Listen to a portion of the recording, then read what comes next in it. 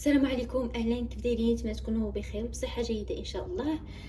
لاي شخص كيعاني من زكام او لا سيلان الانف، السعال، او لا حسيتوا انه غادي تعرضوا لنزله برد، فضروري انكم تاخذوا هاد الوصفه اللي مفيده جدا. والمكونات ديالها يعني بسيطه ويمكن لكم انكم تحضروها في اي وقت، لانه ان شاء الله المكونات تكون متوفره في كل بيت.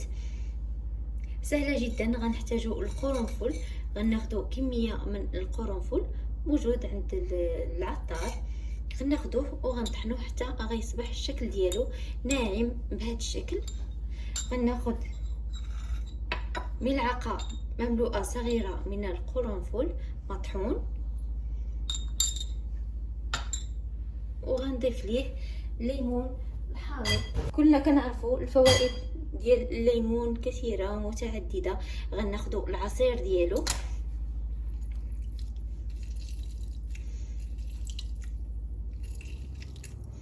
يمكن لكم ايضا اذا كنتو تحملوا المذاق ديالو يمكن لكم يعني كتير، يمكن لكم انكم تزولوا اللب ديالو وتوضعوه في الكاس كذلك.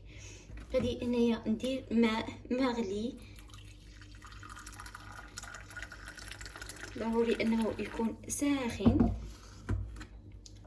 يمكن لكم انكم تحليو هذا المشروب بكميه قليله من العسل الطبيعي الحر.